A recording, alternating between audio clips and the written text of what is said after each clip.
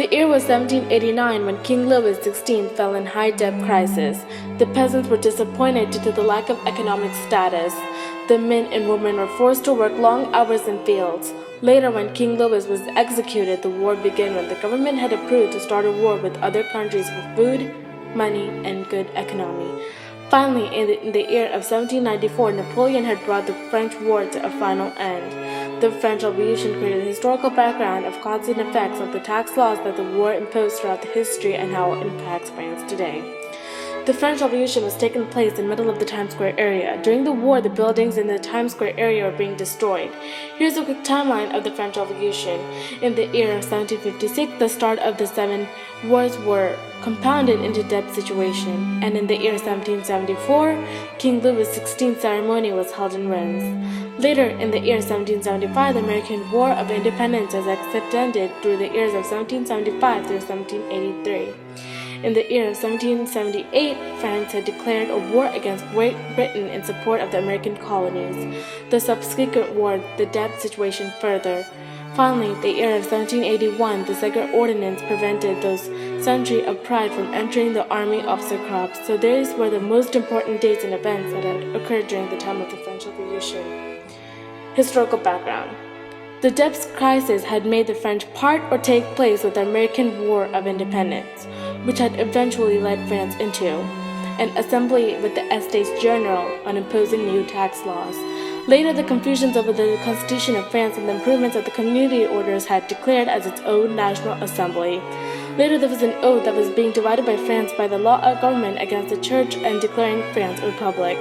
Later in the year of 1793 was the year the king was executed. As the French Revolution wars were still going on in the region, people were furious about the attacks that were tending to destroy the churches. They wanted to rebel against this attacks that keep occurring, so they created a national convention created by the Committee of the Public Safety to control France in 1793. In 1795, after the attacks were over, there was a new legislative system, which was run by the Directory of 5 men. After the assemblies before were being replaced by the army, and General Napoleon Bonaparte had created a rule in France. Napoleon had wanted to end all the revolutionary wars. In the year of 1804, he was crowned the Emperor of France, which was finally declared wars were over. The Emperor began to rule. The Reign of Terror was the main killing that occurred in the French Revolution. Lots of people had died due to the killings and attacks. It occurred during July 27, 1794. The number of killings ranged from 16,000 to 14,000 people. Several leaders had died during the Reign of Terror, such as Saint-Just and Robespierre.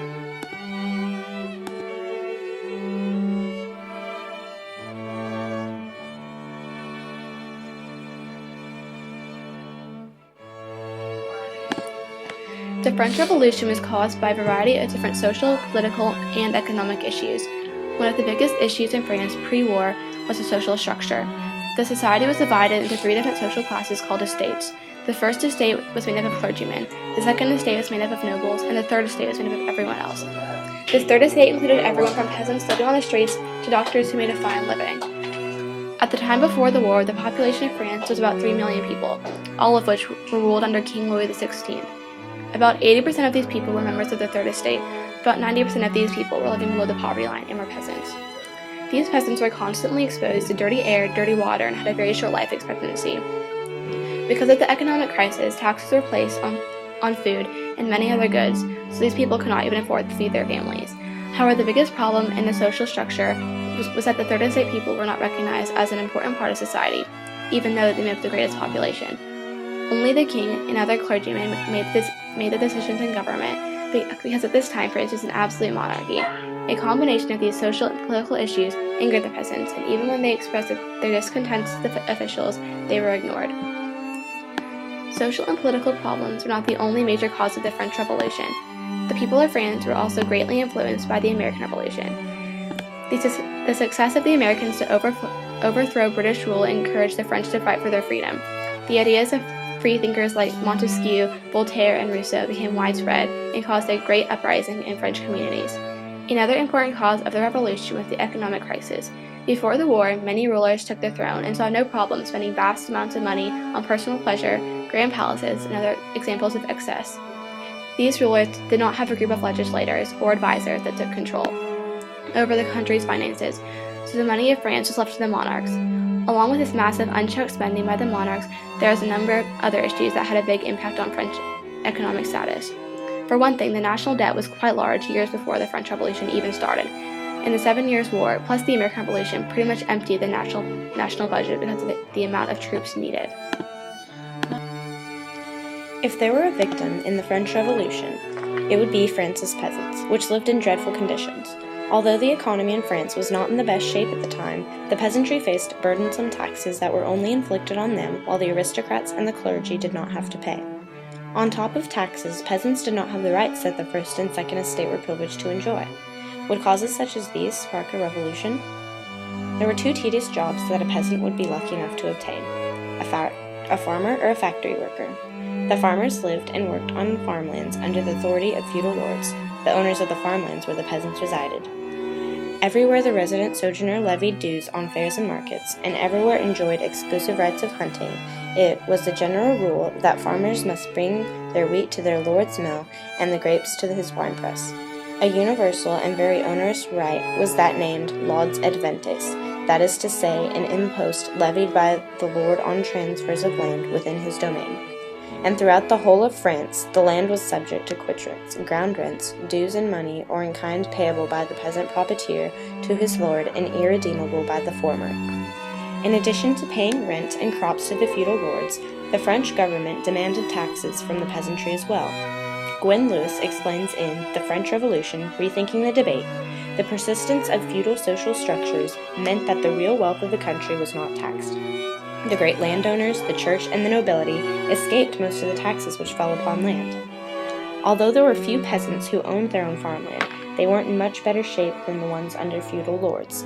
The French Revolution, the typical rural family of 5, required 60 bushels of wheat per year, or with the triennial rotation of crops, about 15 acres of land for food. However, 70% of peasants who owned land had less than 2.5 acres of land. With another burden to add, France's climate was not the greatest, with droughts and harsh winters, and the poor peasants did not have the advanced techniques and tools to solve problems like the ones they faced. Life in the city for peasants was not much of a high life either. If you were a peasant in an urban setting, you worked tirelessly in a factory or shop just to count on a small ration of overpriced bread. In the summer of 1787, a 4-pound loaf, 2 of which were required daily to feed a family of 4, cost 8 sous. Due in a large part to poor weather and low crop yields, by February 1789, the price had nearly doubled to 15 sous.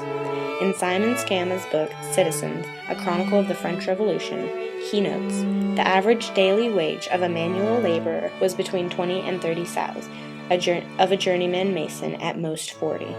The doubling of bread prices and of firewood spelled destitution. Riots began to arise in April of 1789, but it was often rural peasants versus another. Some demanded the lowering of prices, while others demanded it remain the same so wages would not be cut because of lower bread prices.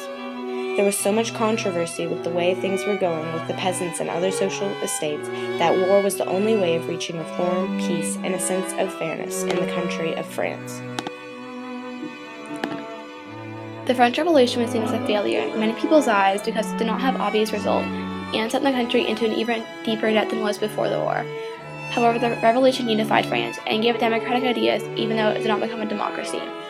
The revolution also put an end to feudalism, so social classes did not dominate society any longer. This revolution tore down the ancient structure of Europe and fueled the fires of more wars all over the continent.